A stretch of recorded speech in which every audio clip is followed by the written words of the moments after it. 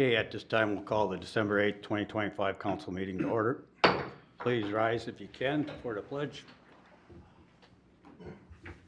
I pledge Allegiance to the flag of the United States of America and to the republic for which it stands, one nation, under God, indivisible, with liberty and justice for all.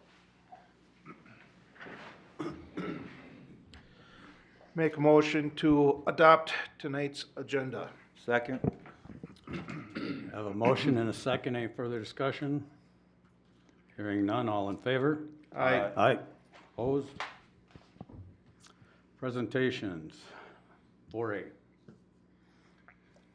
All right, thank you, Mr. Mayor and members of council. I'm going to give a brief presentation on the 2026 budget and levy, and then at the end of my presentation, we will invite the public up for comment or questions. So again, the City of East Bethel has a year-long budget process that commences on January 2nd of each year when the budget model is created. The budget model chronicles the prior 2 years' activity, the current year's budget, and the next year's budget that is being considered for approval. Embedded in the model are updates to salary, benefit line items, and debt service requirements for the 2026 budget. From there, the city has a series of meetings where the budget is discussed and modified. The objective of tonight's meeting is to provide a broad overview of the 2026 budget, allow for public input following the review, and then consider the adoption of the final budget and levies. Before we get into the budget, I wanted to go over some financial highlights. Looking at the city's most current year completed, we note that revenues came in at 102% of budget and expenditures came in at 95% of budget. The variance in the revenue budget was mainly attributed to more than anticipated building inspection permit revenue. Again, this illustrates that our budget process and modeling does a good job in capturing actual activity that occurs. The city has a formal fund balance policy that states the city should maintain a minimum of 40% of next year's budgeted general fund expenditures as its fund balance. The city had a fund balance of roughly $5.2 million at the end of 2024, or 75% of the 2025 budget. Given this strong fund balance, the city was able to continue to use $200,000 of that to minimize the levy increase for 2026. The city also has capital funds, which are essentially savings accounts, set up for equipment, streets, parks, and buildings. So when capital becomes depreciated, there are funds available for those items to be replaced without the need to borrow funds from external sources. And finally, the city has the 5th lowest tax rate in Anoka County out of 21 cities. Again, the components of the city budget are comprised of the general fund, special revenue funds, debt service funds, capital funds, and enterprise funds. Based upon inputs from the Finance Committee, department heads, and the City Council, the budget model and budget book was prepared for the City Council to review at tonight's meeting. Looking at the general fund budget from the macro viewpoint, we note that 2026 revenues excuse me, and expenditures are budgeted and increased by 7% or $479,400 from $6,976,300 in 2025 to $7,455,700 in 2026. And again, please note that in order to balance the 2026 revenues with expenditures, the city is using $200,000 in fund balance. That said, the city is still projected to maintain a healthy fund balance into 2027. So what makes up that $7.5 million in general fund revenue?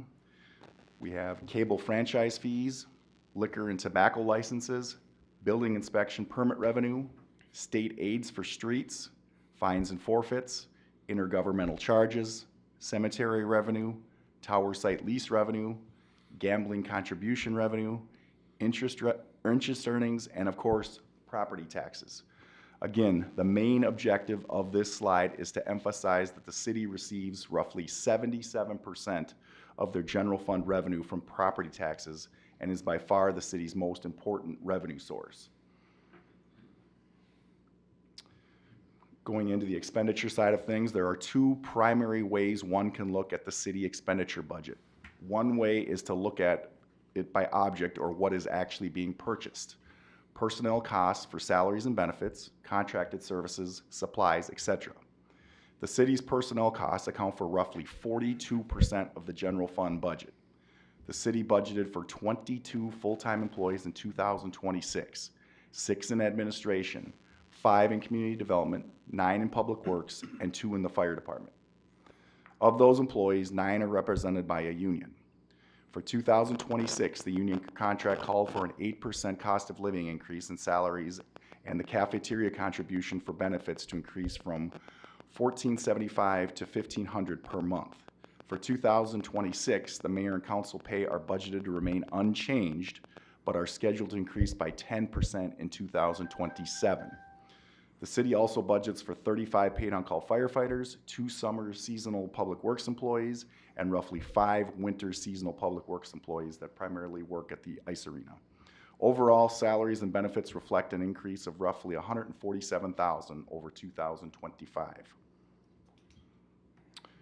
A summary of the city's contracted service budgets for 2026 show that the Anoka County Law Enforcement contract is budgeted to increase by $110,000 or 7%. The city assessor contract is budgeted to remain the same. The city attorney contract is budgeted to increase by 5% or $10,000. The audit contract is budgeted to increase by 4% or $1,000. And then the Metro INET IT services agreement is scheduled to increase by 14% or $13,000 in 2026. Now, the alternate way one can look at the city expenditure budget is by department, okay? So the general government classification captures all expenses involved with city governance, city council, city administration, finance, assessing, legal, and elections.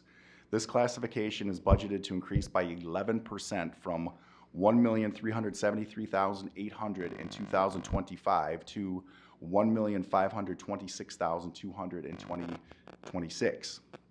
The community development classification captures all expenses involved with planning, zoning, and building inspections.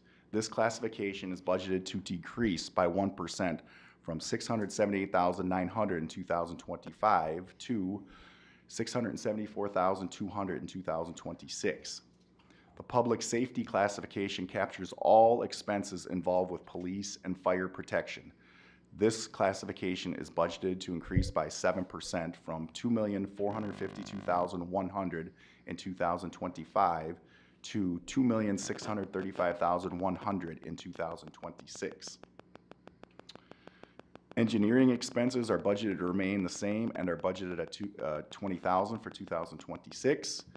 The public works classification captures all expenses involved with street maintenance and park maintenance. The public works classification is budgeted to increase by 5% from $1,685,000 in 2025 to $1,773,700 in 2026. Transfers to other funds include transfers to street, building, and park capital, and is budgeted to increase by 8% from $760,000 in 2025 to $820,000 in 2026. Now we're going to shift gears into the city's debt service funds. Again, the city will have 2 outstanding bond issues at the end of 2025 with principal balances of roughly $14.4 million in total. Each year, the city pays interest and principal on each of these bonds. These annual principal and interest payments follow an amortization schedule that was determined when the initial bond sale occurred. The city also pays fiscal agent fees for each of these issues, which is reflected in the budget. The budget reflects an increase from 2025 to 2026 from $940,500 to $993,000. So taking these into account, the general fund levy is projected to increase by 6% from $5,411,500 to $5,738,600.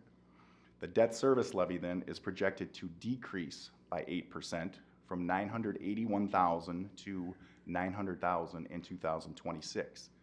So then we add those 2 levies up to see what the overall change in the levy will be for 2026. and we will see an increase of roughly 3.8%, going from 6,392,500 in 2025 to 6,638,600 in 2026. And again, this is what is used to derive your tax amount on your 2026 tax statements. The other levying authorities within the city are its Economic Development Authority and its Housing Redevelopment Authority. The goals of the EDA are to encourage and redevelopment activities, achieve commercial development, and to encourage development of housing within the city.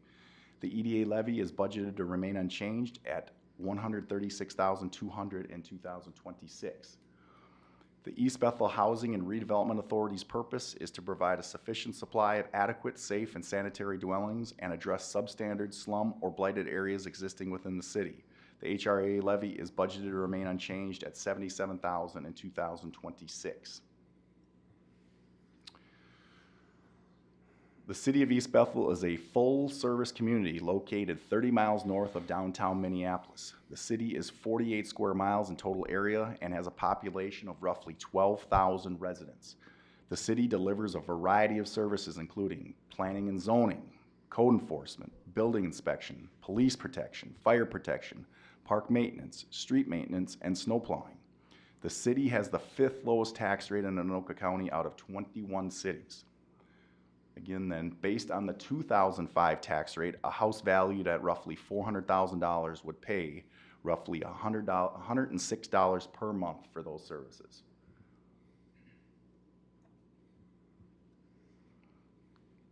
All the stakeholders should have received their 2026 proposed tax statement in the mail from Anoka County. A couple of reminders that your overall tax increase, decrease, is controlled by a number of factors, including your taxable market value increase or decrease in relation to the entire city, the city levy, the county levy, and the school district levy. Staff recommends that council open the floor for public comment on the 2026 budget and tax levies, and then consider the adoption of the general fund budget and levy, the EDA levy, and the HRA levy with the resolutions presented in this report. With that, the city council will welcome any public input on the 2026 budget. So I know Corey had some questions on this, so this is aside from the public forum portion, so you don't need to sign up for this. Okay. Corey Jorgensen, 23190 Taylor Street, Mayor, Council. I just wanted to talk about the amount, like the assessor, came to my house this year. We weren't there, he left a note. We use Anoka County, I understand, we contract with them. And so I called him to ask him to come to my house. He said he didn't have to because I have just a slab on grade home. He increased the value of my house $41,000. I can't understand how in God's green earth my house went up $41,000 in 1 year with zero changes since I built it 8 years ago. So it's disturbing because 77% of your general fund comes from our property taxes. Anoka County, 50% approximately of their general fund comes from our taxes. And you have an Anoka County person come to your house and say your value is worth this much. It's one person's opinion. It's not a fact. And of course he's gonna make it go up because the money's gotta go up. But we have to do better. And like I say, I'm pretty disappointed in the system to have my house go up that kind of money. And I spoke to the county and, it just, I got nowhere. And we have to do better because as you know, in my neighborhood with what we went through, that garbage house 500 feet away from my house did not increase the value of my neighborhood. And so I just really disappointed. And I wanted to come and vent about it and tell you guys that I'm disappointed that, because at some point you're gonna drive people away. I mean, I look at, 8% increase. In fact, Anoka County said they plan an 8% increase average over the next 5 years. My raise next year is already been told I'm getting $750. My company has to tighten the belt and get rid of fat. And how come the county and other entities aren't working as hard as the private sector? And That's what I had. Thanks for your time. Appreciate it. Thank you, Corey.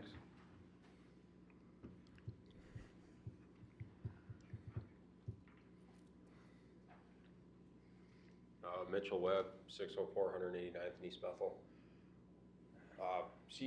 I'm not here for this reason, but seeing your guys' pie chart with 77% of your guys' budget coming from property taxes is ridiculous. You see all the new commercial stuff that's going up, and I own a handful of commercial properties. What my tax rate is on buildings in like the city of Blaine compared to what I compare to commercial stuff in the city of East Bethel is not even comparable. You guys tax a lot. I'd recommend looking at like local tax, because you're about to hear about all this cannabis and hemp and all this stuff. Why don't you guys tax that stuff? Get some of your budget out of this new cannabis. You know, they do that in a lot of other states to collect more money for their budgets. Why don't you do that instead of the people that are supporting the community and live there and all that kind of stuff? Try to look outside the box to get more money in your budget, so you guys, I mean, everyone's cost of living goes up. So. Thank you. Anybody else? At this time, we'll close the public hearing.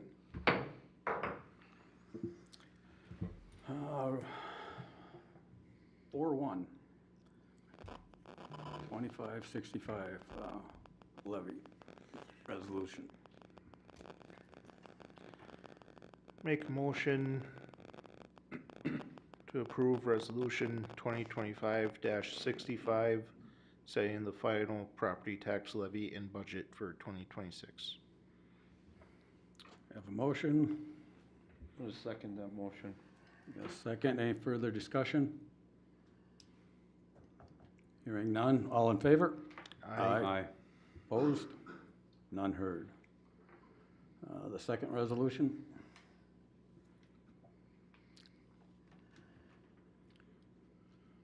Make a motion for approval of resolution 2025-66, setting the final 2026 EDA levy and budget. Second. Have a motion and a second. Any further discussion? Hearing none. All in favor? Aye. Opposed? None heard. Make a motion to approve resolution 2025-67, setting the 2026 HRA levy and budget. Second. Have a motion and a second. Any discussion? None heard. All in favor? Aye. Opposed? None. Excuse me 1 second, Mayor, if I could. Okay. Matt, could we get something on a next work meeting? I think Mr. Webb has got some ideas, and I think we should look very similar to what he's talking about in the next, work session outside the box for property taxes. Thank you. Yep. Item 4B, public hearing ordinance, connecting street name. Matt, or who's taking that? Okay.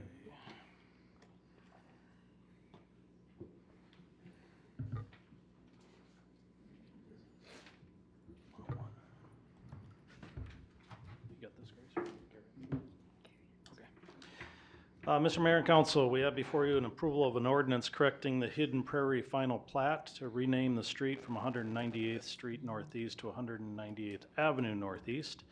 On November 19th, the council approved resolution 2025-61, correcting a typo in the naming convention on the final plat for Hidden Prairie. The final plat of Hidden Prairie was originally approved on resolution 2025-37 and had been filed with an east-west street named 198th Street Northeast. In line with the street naming conventions used by Anoka County, the city was directed to rename the street from 198th Street Northeast to 198th Avenue Northeast.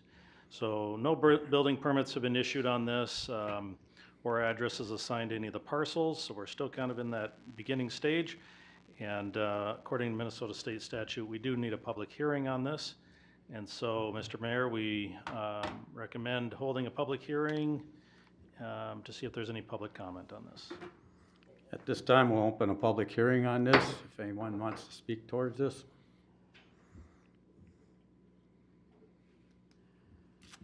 Seeing none, we'll close the public hearing and move to voting. Make a motion for approval of ordinance 2025-08, renaming 198th Street Northeast to 198th Avenue within the plat of Hidden Prairie. Second. I got a motion and a second. Any further discussion? Hearing none, all in favor? Aye. Aye. Opposed? None heard. Public forum. Reminder, public forum, you have about 3 minutes to present your deal. At time, I'll interject and tell you to wrap it up. So, starting off, we'll go with Dino.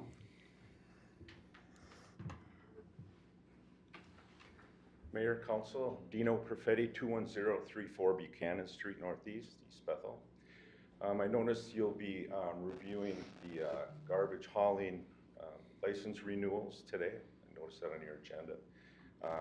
In the Hidden Haven estate area where I live, we were fortunate to have all our roads resurfaced this past summer.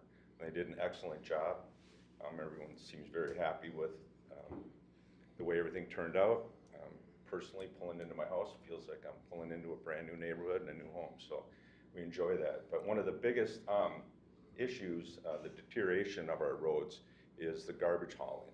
You know, there's 5 companies that you currently have that are allowed to come through our neighborhoods. That's 10 very large vehicles coming and going all week long. So I guess my question or comment would be, why do we need so many licenses for East Bethel?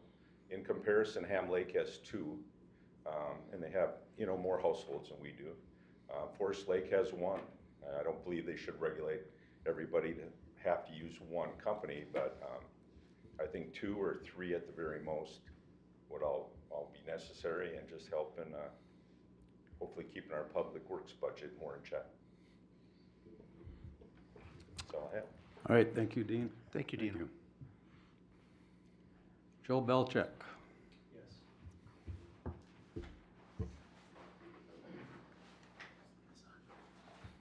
Hello. Oh, I only signed up because last time I was here was for a variance request. I don't have anything to say about this.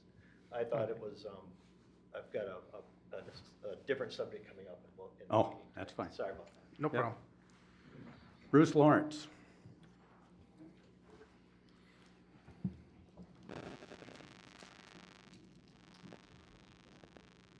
All right, Mayor, Council, everybody attending. Are you looking for my comments on this specific thing that we just took place here? Because my interest is in the sale of my property and an ordinance that we have that I would like to petition for having it adjusted or abolished. If it's for something on the agenda, I believe it is, but you haven't Yeah. covered it. You haven't covered it yet, so it's for the cannabis license. We do Yeah, not have a and- public hearing for the cannabis license, so I believe your comments apply more generally to the ordinance itself, not the item which we do not have a public hearing for tonight. All right, well, in light of that, what would you like to hear about then that I'm interested in helping cover? Because I did have a meeting with Matt, and so I'm just trying to follow up here now that we are having this meeting here and looking to approve one of the conditional use cannabis licenses, and the ordinance is no 2 licenses within 1,000 feet of each other. Well, I believe that distinction was made at the planning meeting that, Grace, if you want to chime in, that these are 2 distinct, different cannabis-related items. One is edible, one is cannabis, and those 2 do not conflict with each other. Is that correct, Grace? We have a hemp edible item up tonight, so that is a hemp business. We also do have a cannabis business up for discussion tonight. Neither of these have a public hearing because that was handled at our planning commission meeting. I believe Bruce is talking about the 1,000-foot buffer distance between cannabis businesses. From my understanding, his property is within 1,000 feet of a business that is seeking a cannabis micro-business license, or conditional use permit from the city, so they can seek licensure from the state. That's, I believe, what this is about. Yeah, and I believe at the planning commission meeting that these two do not affect each other. Is that correct? The issuance of a cannabis license from the state or a CUP from the city does put into effect that 1,000-foot buffer between properties. We do have to evaluate applications based on that. So yes, if we approve a cannabis business tonight, there's a 1,000-foot buffer around that business. I believe his comments were generally about our ordinance having that buffer, not specifically about the business up for approval tonight. Well, it's killing my real estate deal, gentlemen. That's really the crux of it all, is I've been a business owner and a landowner here for 13 years. And ultimately, have a sale pending. I'm supposed to close on this December 18th. And the cannabis use license essentially was supposed to have, and I'm not here to put Grace on trial, but ultimately, it should be my business and my property that we're talking about tonight, not somebody else. But however, I want to advocate for the business owner there. We've talked, and the two businesses, even though they would be the same cannabis license, Brian, they're a completely different vibe, if you will, okay? She runs a wellness center. She's looking to incorporate some cannabis products, et cetera. We hired a consultant that we paid $5,000 a month to come and tell us where the best place was in East Bethel to open a cannabis dispensary, to actually make us a destination city, because that's what it'll do. We have a significant investment on what it is that we are looking to do. So in my discussion with Matt, I kind of told him, I'm bringing you the best of the worst, because everybody's worried about compliance. But, in Minnesota, they originally wanted 4 licenses here in East Bethel. I realize we don't have the population, but the state of Minnesota wants 382 dispensaries in order to, come in line with the tax revenue that the governor was looking for when he made cannabis legal to begin with.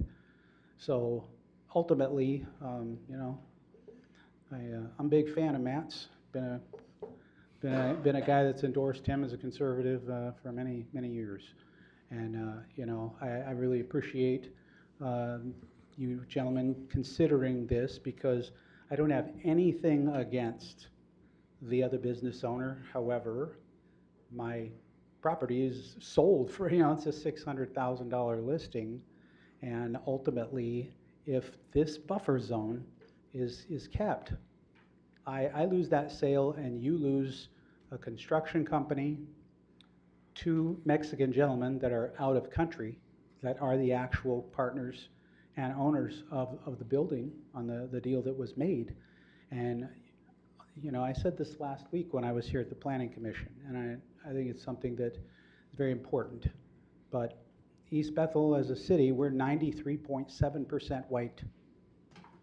We need to welcome some affirmative action, if you will, some diversity. And these Mexican gentlemen, they also live in the area to boot. And so they own a construction company. They are here to be compliant and help create the best dispensary in the state. And we've got the council to do it. Now, the last comments for your consideration would be, the location here, this is not downtown East Bethel. Where my building is there on Highway 65, facing 65, with the liquor store and the Nace food shelf right there in that particular area on the frontage road, okay? Ultimately, that is I think you'd all agree, that's our commerce. That's our downtown East Bethel. That's as close as it gets to downtown East Bethel, wouldn't you agree? That's where the restaurants are, that's where the movie theater is, that's where the liquor stores are, that's where the, you know, Route 65, pub and grub, events, that's where people are congregated to spend their money to bring tax revenue to our city. And so ultimately, I just don't want East Bethel to lose to really fine businessmen, you know, ultimately just to have other people come in the future that wouldn't be as conscientious of our city and take emotional ownership of it, you know, as well as somebody that's contributed to the community for 13 years. I am asking now for your assistance and certainly wish to advocate. Brittany, can you raise your hand? Okay. Pardon me, please wrap it up. Yeah, Brittany is the owner of the other business, and I just wanted you gentlemen to know that we've talked on a couple of occasions now, and we're willing to work in unison with one another because we believe it to be a synergy. I believe that her business will make more money having our dispensary there as opposed to not. It makes us a destination city, and that 1,000-foot buffer interrupts our commerce because ultimately, and you see, if you have a McDonald's on one corner, right? Taco Bell across the street, Wendy's across the street from that, they make more money than they do if they're an isolated standalone business. So that's where the two, and if later on they do look to have 4 licenses, I think we're going to have a difficult time with that buffer zone, and we don't have it in Minneapolis, we don't have it in St. Paul, we don't have it in Egan or any of the other cities that dwarf ours. So anyway, I appreciate the time and the consideration, gentlemen. Like I say, real estate deal and 9 families kind of hang in the balance, but also what's good for the city hangs in the balance too. All Well, right? even if we were to do an ordinance change, you're looking at 4 to 6 months out, so. Well, I don't know about timelines, but anyway, that Thank you. obviously would kill, you know, the deal, but, all right, thank you. Mitchell Webb. I don't have anything until my, subject is up. Okay. Moving forward. Consent agenda. Make a motion to approve the consent agenda as presented. I'd like to pull item K.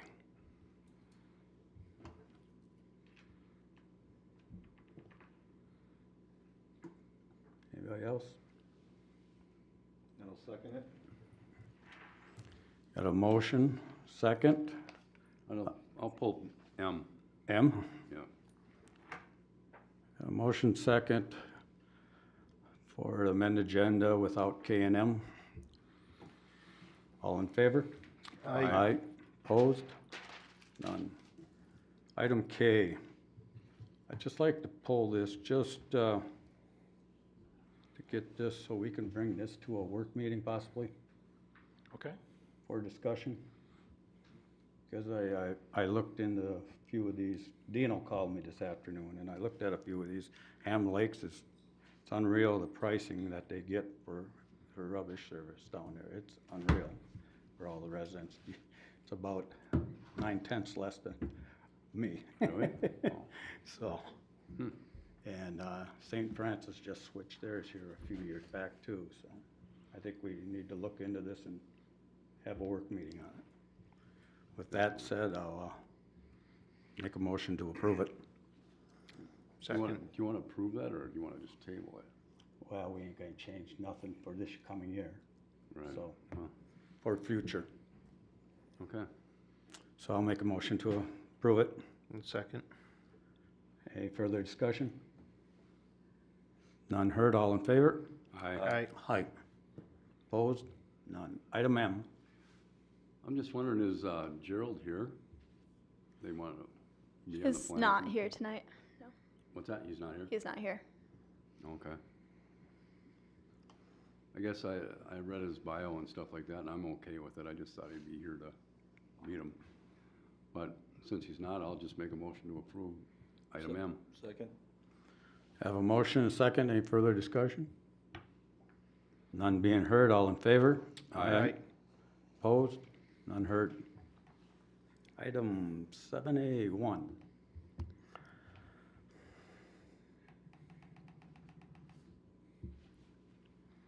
Good evening, Mayor, Council. This is a request for variances for a front and side yard setbacks at 19511 East Front Boulevard. Joseph and Sherry Belcheck have applied for variances to allow the construction of a 1,250 square foot attached garage on their property located at 19511 East Front Boulevard Northeast. This property is 0.32 acres. It is guided and zoned Coon Lake Residential. The surrounding properties are guided and zoned the same.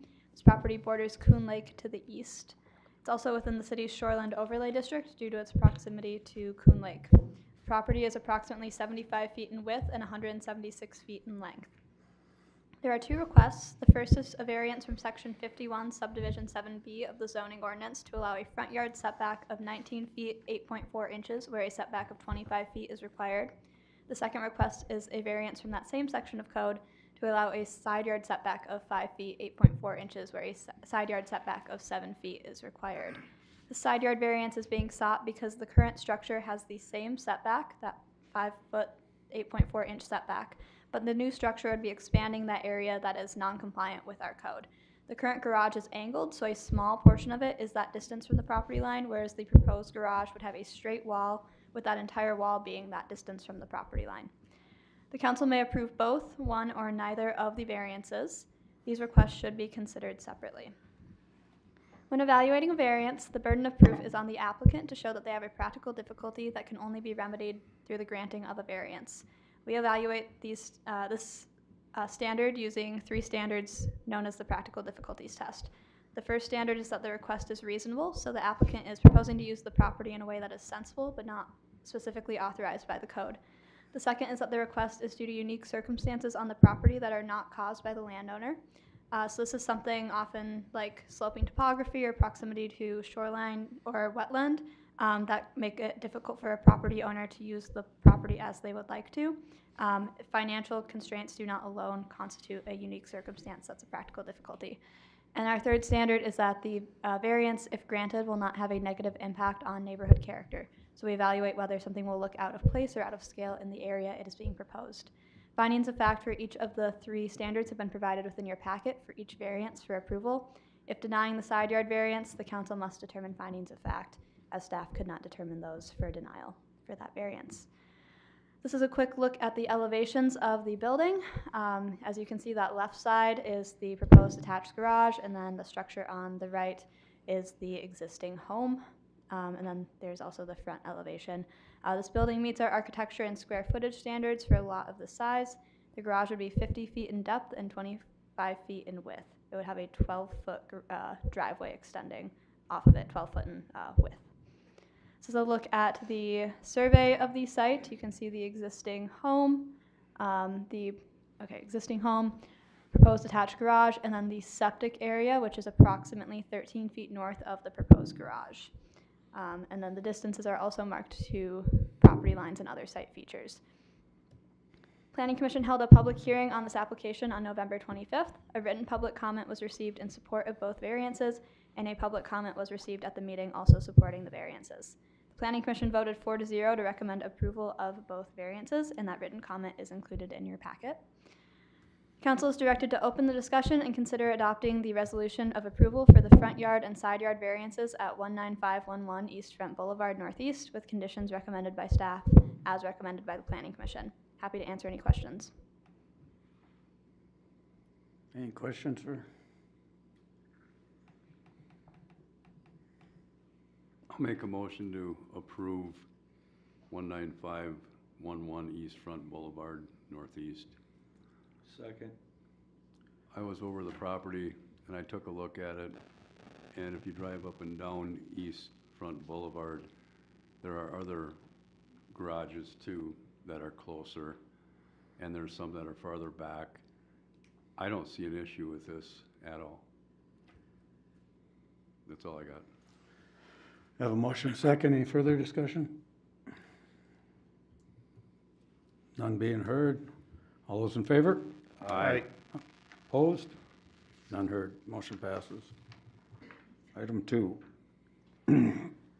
It's a conditional use permit request for a lower potency hemp edibles retailer at 18429 Highway 65 Northeast. Ramadan Hussein has applied for a CUP, or conditional use permit, to allow the operation of a lower potency hemp edible retailer at this address. This property is guided commercial and zoned B3 highway commercial. Properties to the south and north are guided and zoned the same. Property to the east is zoned and guided mixed use, and to the west of the site is Highway 65. This property, or this business, currently holds a cannabinoid license from the city of East Bethel, so this would be a continuation of this use. It is currently operating as a cannabinoid or lower potency hemp edibles retailer under a license from the city.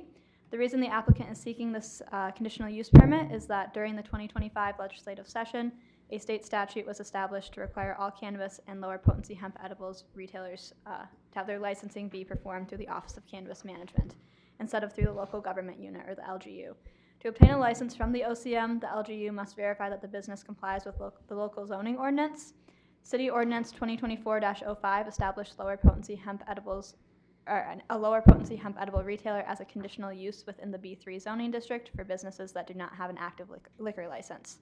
So to obtain a lower potency hemp edibles license from the OCM, the business must first receive a CUP from the city to allow the proposed use on the property. So this is just one step in a multi-step process for this business receiving its licensure from the state and its registration from the city.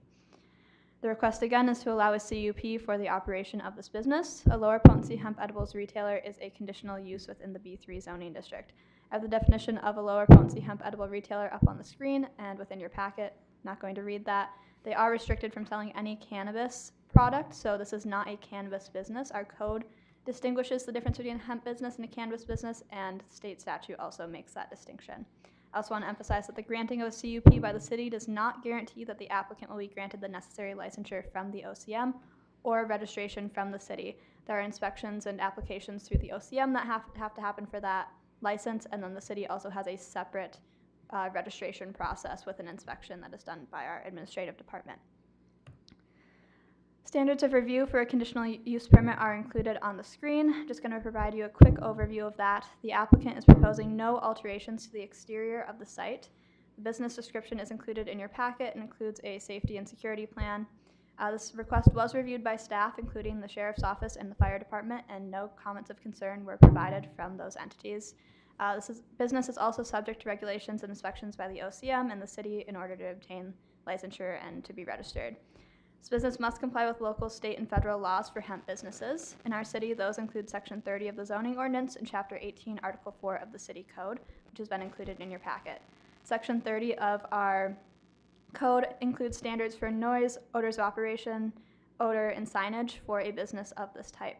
You will notice that a condition within the resolution regards signage. This applicant does have at least one sign on the property that did not receive a sign permit and several electronic signs on the building interior, which violate the standards for signage established within Section 30 of the Code for Hemp and Cannabis Businesses. So a condition has been added for the removal or the permitting of these signs. Staff did not believe this was a large enough violation to deny this request, so we just added a condition in the resolution noting what must occur before we can verify the zoning. The Planning Commission held a public hearing on this application on November 25th. A public comment was received regarding East Bethel's cannabis ordinance, though this comment was not specific to the conditional use permit request we were discussing at the time. The Planning Commission voted 4-0 to recommend approval of the conditional use permit.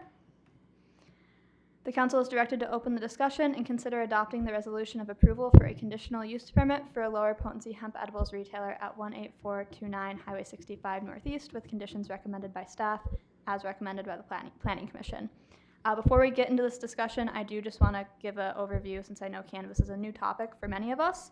The state requires cities, or the state allowed cities to adopt ordinances for the regulation of hemp and cannabis business for any local regulations that they would like to impose.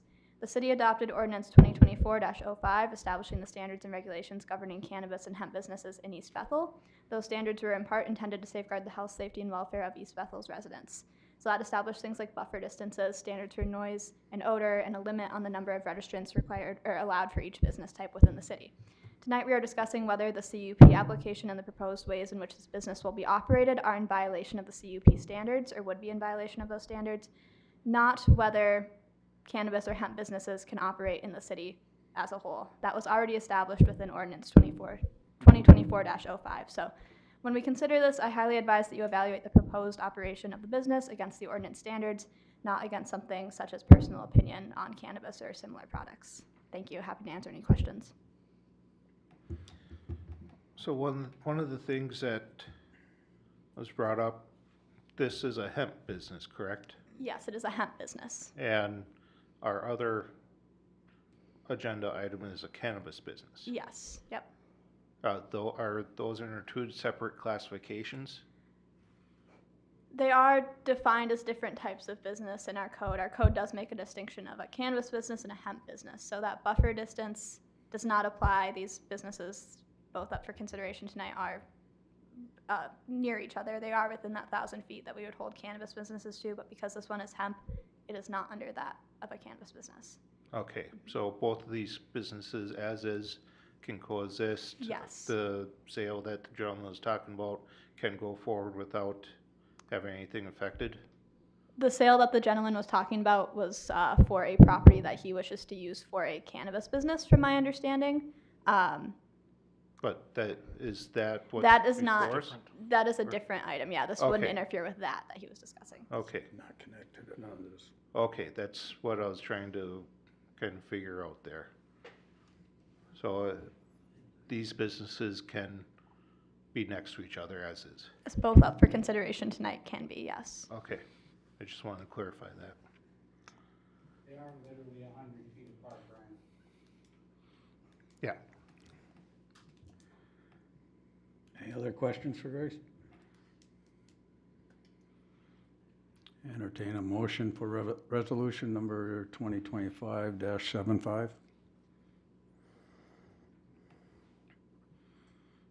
Well, I want to move that we approve it. I'll second. Motion and a second. Any further discussion? None being heard. All in favor? Aye. Opposed? None. Motion passes.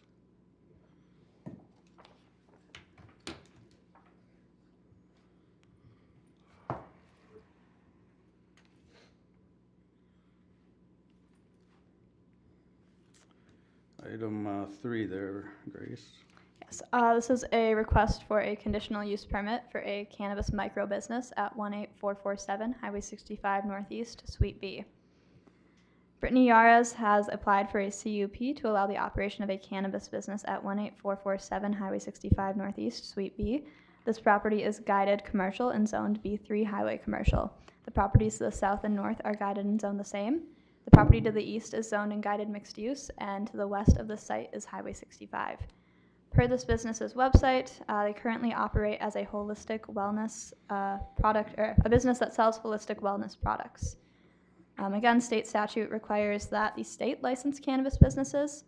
Part of that licensing process is zoning verification from the local government unit. In order to verify this zoning for this business, the City of East Bethel would need to grant a CUP because this use is a conditional use within the B3 zoning district. The request again is to allow a CUP to allow the operation of this type of business at this property. Cannabis business or micro business is a conditional use within the zoning district. I have the definition of cannabis micro business up on the screen. This is a cannabis business. They are allowed to grow cannabis plant from seed and sell some forms of cannabis product. They are allowed to do cultivation, though the applicant's application materials have not disclosed that they plan to do any cultivation, and conditions have been included in the resolution limiting them to retail. The granting of a CUP, again, by the city does not guarantee that the applicant will be granted the necessary licensure from the OCM to operate the business. Again, there are a separate set of applications and inspections associated with that. The standards for a conditional use permit are included on the screen. As a brief overview, the applicant is proposing no alterations to the site. The business description included in your packet does include a safety and security plan. A floor plan was also included by the applicant, but that has been redacted within your packet because that includes sensitive security information pertaining to the site. This was reviewed by staff, including the sheriff's department and fire department, and they provided no comments of concern.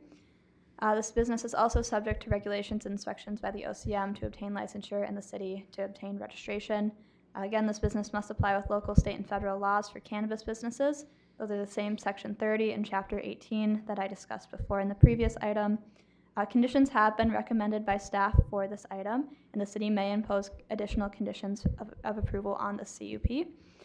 Many of the conditions proposed by staff involve maintaining licensure and following local, state, and federal laws, notifying the city of any burglaries, break-ins, or any activity of that sort, notifying the city of any change of ownership or licensure status, and the use of the space in accordance with the submitted site plan. This also involves making sure that the license, the CUP and the license are issued to the same entity, and that that entity has the right to operate in that space, or has the ability to operate in that space. The Planning Commission held a public hearing on this application on November 25th of 2025.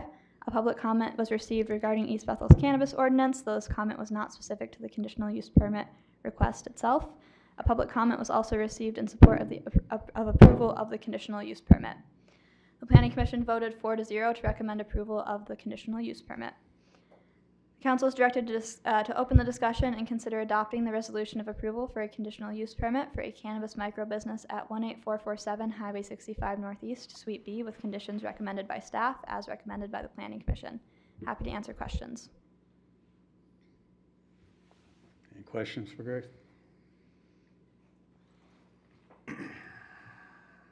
None being heard, I'll entertain a motion on resolution number 2025-76. Make a resolution to approve, or I'll make a motion to approve resolution number 2025-76, approving a conditional use permit for cannabis micro business located at 18447 Highway 65 Northeast, Suite B, with conditions as presented. Second. I have a motion and a second. Any further discussion? I do have a question for the city attorney. This CUP, in the event, say this business does not do well or goes down, okay? Does that mean that building right there is gonna be, the CUP is gonna carry over to that building, correct? Even if the business is there or not, so another business very similar would have to move in? I think so. Mr. Mayor, Council, Councilmember Miller, so a conditional use permit runs with the land, and to your point, yes, if this business failed, another one could move into that same space.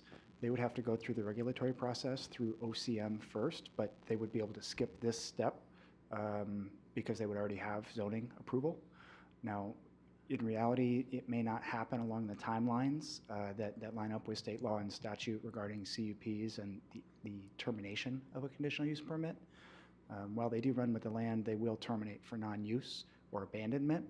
Those are very fact-specific questions, and so in a theoretical question, I can't answer whether or not 1 year from today the CUP would expire if the applicant stopped pursuing their license, because we don't know who would come next or how they would endeavor to continue a CUP. Okay, the reason I ask is that Nexus, for example, when one business went out of business, basically no one could move in there unless it was another business very similar. That's all. Yeah, so I'll pick up on that and say any other business that would comply with zoning could move into that space. It wouldn't be limited to just a cannabis business. Okay. But a cannabis business, upon granting of a CUP, would have zoning authority to move into that area. Okay, thank you. Any other discussion? Okay, we have. No. Hearing none, all those in favor? Aye. Aye. Opposed? None. Motion passes. Item 4. This is a site plan review of AMBA East Bethel Commercial Building. AMBA Holdings LLC has applied for a site plan review for a multi-tenant commercial building located along Ulysses Street Northeast. This property is 4.43 acres. This property is guided commercial and zoned B3 highway commercial. The proposed use of this building would be for a daycare and 3 retail storefronts with tenants that have not yet been identified. The building in total would be 20,400 square feet.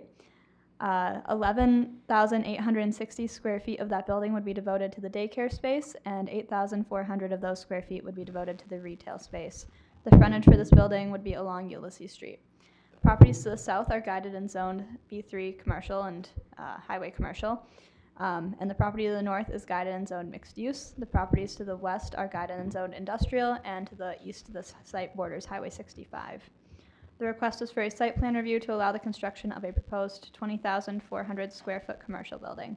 When reviewing a site plan, the city's discretion is limited to whether the proposed site plan meets the standards outlined in the city code. Site plan review is required for all new commercial construction within the city of East Bethel. If the site plan meets the standards of the code, the city must approve the request. Staff has provided an analysis of these standards within your packet. The applicant has not requested any variances for the approval of the site plan. The standards of review are listed on the screen. Staff again has provided analysis of these in your packet. The packet also includes the applicant's site, civil, parking, lighting, landscape, and building plans. Staff, including the city engineer, city attorney, and community development staff, has reviewed this item and provided comments. The applicant will need to update the site plans to address these comments. In summary, staff finds that this request does meet the standards for setbacks from property lines, lot coverage, landscaping, architecture, and parking. And there are no significant concerns associated with the site beyond wetland, which will be mentioned later. Comments have been included as conditions of approval. A memo received by the city at the end of November disclosed the presence of wetlands to the northern edge of the property. The city engineer has advised that this project be allowed to proceed with review, but a condition be added that the applicant obtain a wetland delineation and revise the plans to comply with the wetland buffer and setback requirements established by the city code. This is unlikely to have an impact on the building itself, but will likely shrink the size of the outdoor play area for the daycare. No building can be issued before this condition or any other condition is satisfied. So this is a quick look at the survey of the site. You can see parking, proposed building, the play area, trash enclosure. All of that is included on this survey. This is a look at the elevations of the building. One thing to note is that the applicant is proposed to use LP Smart Siding as the material for siding this building. This is similar to materials like hardy board, which is a fiber cement board siding, but it is not explicitly allowed within our code. LP Smart Siding is typically seen as a more superior material to things like stucco, which are allowed within our code. Section 28-A2 of the code does allow the council to allow other comparable or superior materials as long as it is approved by the council. Staff would support approving this material to be used as siding on the structure. Planning Commission reviewed this request on November 25th and voted 4-0 to recommend approval of the conditional use of the site plan review. Sorry, I forgot to change that. No public hearing was held for this, as that is not required for site plan review. Council is directed to discuss this item and consider adopting the resolution of approval for a site plan review for a commercial building at 323323210012 with conditions recommended by staff as recommended by the Planning Commission. Happy to answer any questions. Anybody have any questions? So Grace, so then has everything been addressed with Hokinson Anderson, with the city engineer? Any of the comments that have not been addressed are included in the resolution and will be addressed prior to issuing any building permits. Again, this is pretty standard with a project like this. Not everything is going to be immediately correct on that first or second submission, and they work with our engineer to correct those things. So nothing is really out of the ordinary? The only significant thing is that wetland delineation that is still necessary, but that's been discussed with the applicant. Yeah. Good, that's all I got. Anybody else? I got no issues with the LP Smart Side. That's generally considered an upgraded product, so. Okay, I'll entertain a motion for resolution number 2025-77. Make a motion to approve resolution number 2025-77, approving the site plan for AMBA East Bethel Commercial Building located at Lot 2, Block 1, Classic Commercial Park Second Edition, with conditions recommended by staff. Second. Motion and a second. Any further discussion? None being heard. All in favor? Aye. Aye. Opposed? None heard. Motion passes.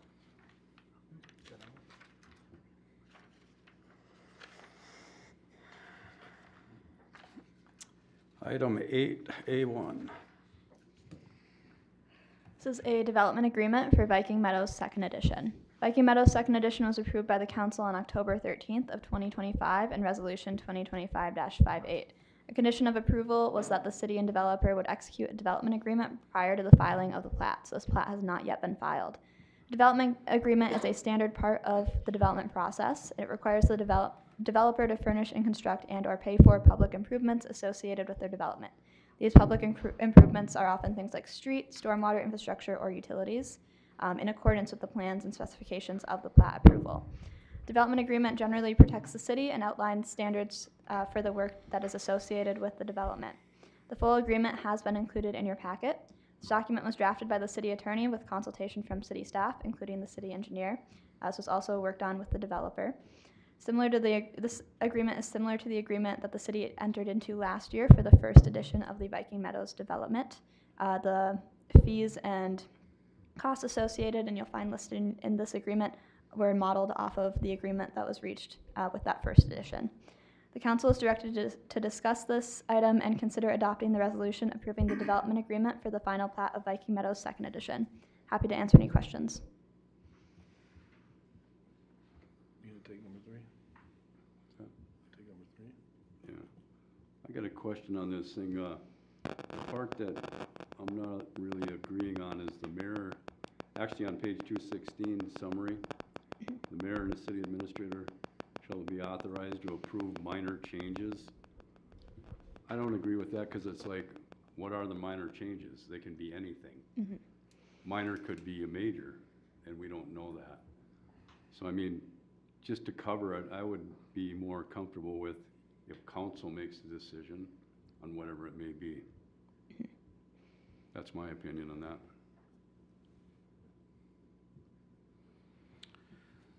Mr. Mayor and Council, we can bring changes back as need be.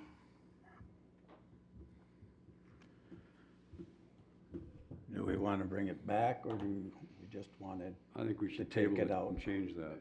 Okay, Actually, Come to the speaker, please. Good evening, Mr. Mayor, members of the council, staff, and audience members. Councilmember Jim Smith, those minor changes that's reflected into the DA, we've cleared all that up. We've already negotiated everything that's in the developer's agreement. We're not coming back to change anything. That's why it took from the final plat meeting to this meeting to get everything ironed out to make sure this development agreement matched the first phase. So we are not looking to change anything further. Okay, that's fine, then let's take that out of there completely, as long as you're comfortable with that. I'm okay with that as long as you can approve that tonight, not bring it back. Okay, can we approve this by just removing this legally? we Jacob? can make a motion, I believe, with that condition, can't we?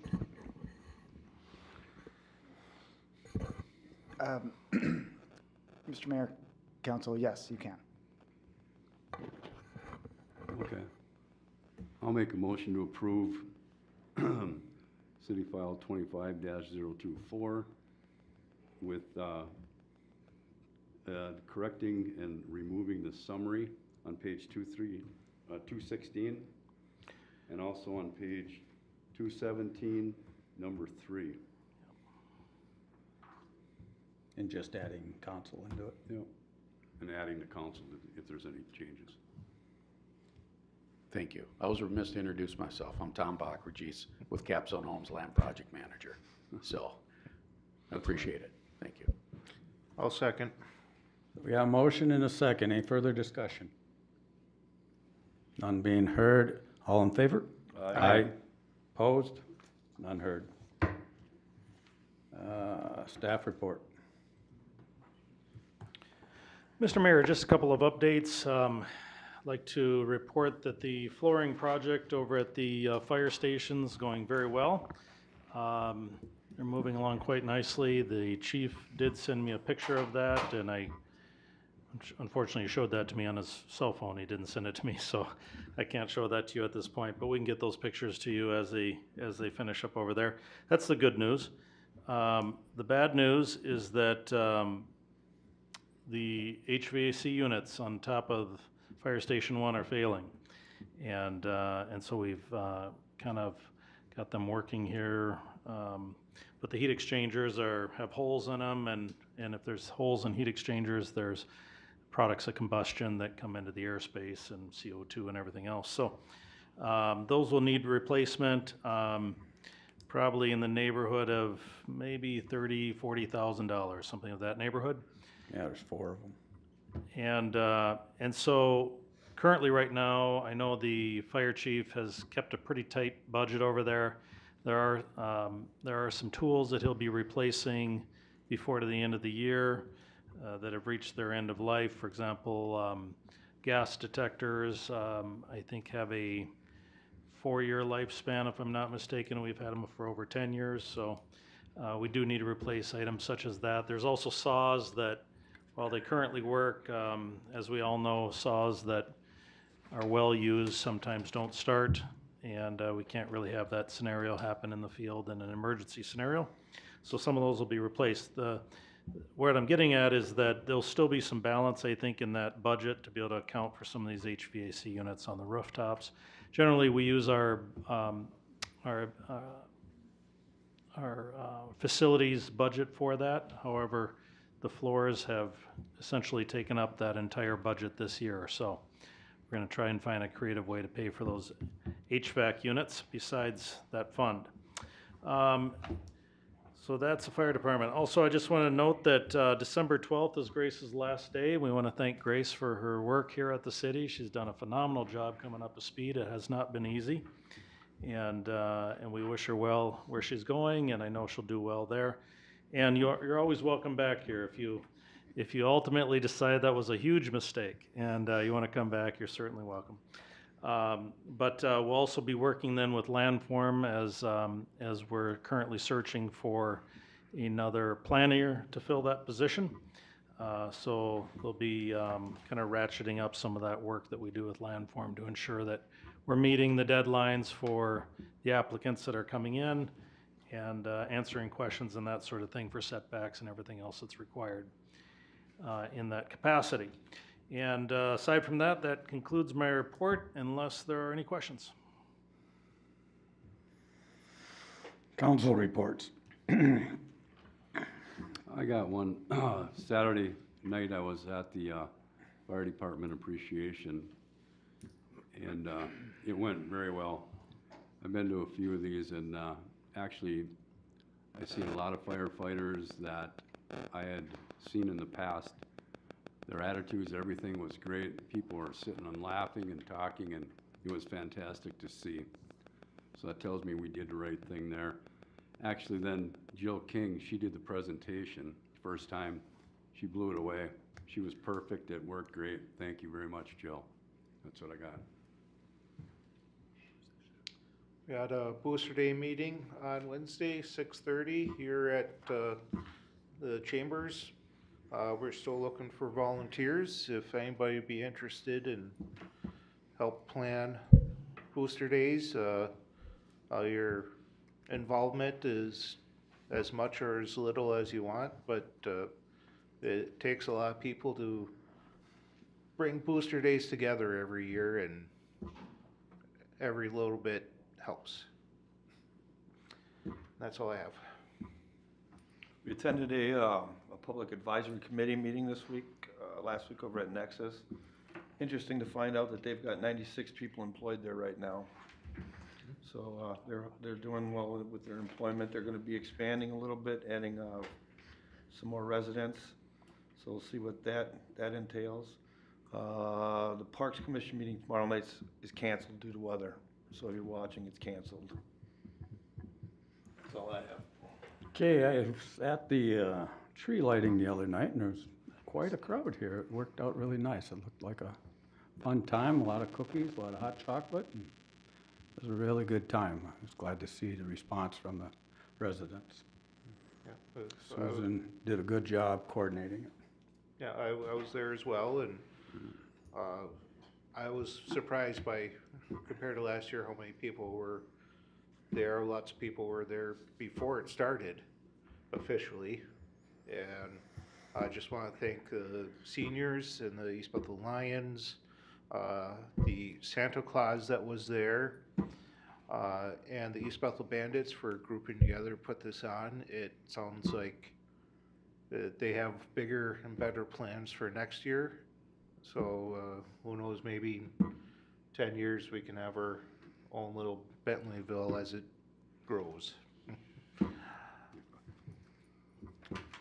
All right, with that being said, the remaining agenda items are now to be discussed by the city council in closed sessions. Agenda item 9C is for the performance evaluation of city administrator Matt Look, and agenda 9D is discussion litigation subject to the attorney-client privilege regarding Firebird Land and Whispering Aspen Community Center. The council will now vote to enter into the closed session for the formal items.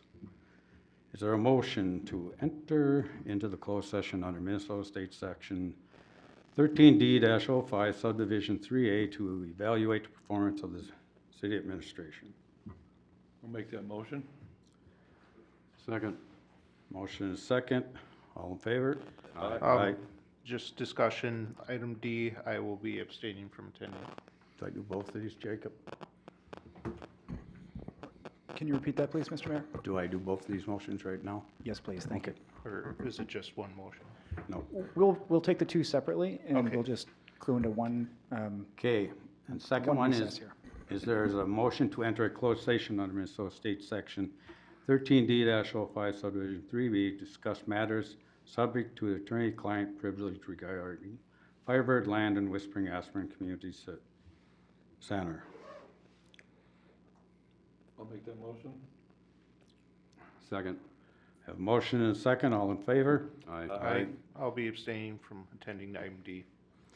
City Council will now close the meeting to enter into a closed session under Minnesota Statute 13D-05 Subdivision 3A to evaluate the performance of the city administrator and therefore proceed into closed session under Minnesota Statute Sections 13D-05 Subdivision 3B to discuss matters subject to attorney privilege regarding Firebird Land and Whispering Aspen Community Center.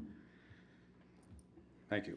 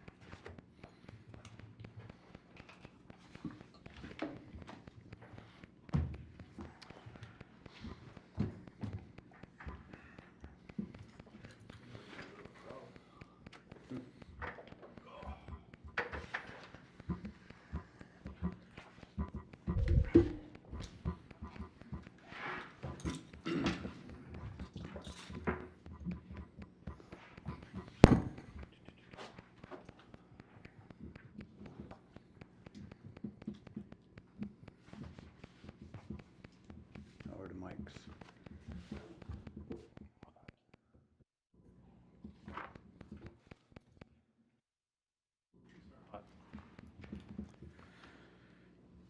Okay, the city council has concluded the closed sessions regarding number one, the performance evaluation of the city administrator, and number two, discussion of matters subject to the attorney-client privilege regarding Firebird Land and Whispering Aspen.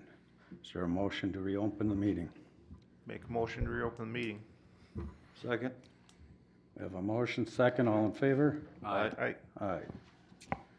Upon item 1, the evaluation of the city administrator has been tabled to the admin review until the next meeting. And as item 2, Mr. Mayor, if you could make a motion to table Okay. the city administrator review to be continued at the next meeting. okay, I need a motion to table the administrator review I'll make till a the next motion meeting. to table the city administrator performance review until our next council meeting. Second. Have a motion second, any discussion? None heard, all in favor? Aye. Aye.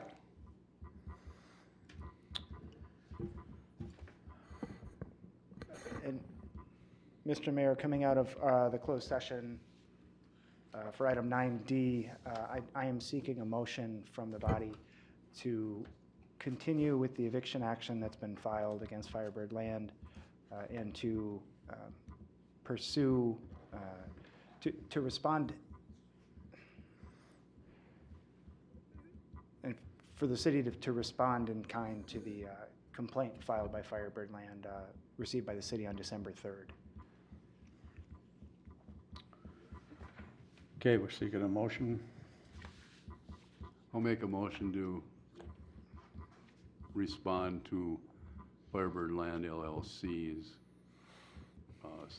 paperwork against the city Continue the eviction process. to continue the eviction process. Second. Have a motion second, any discussion? All in favor? Aye. Opposed? Abstain. Motion passes. Motion to adjourn. Make a motion to adjourn. Second. A motion second, all in favor? Aye. Aye.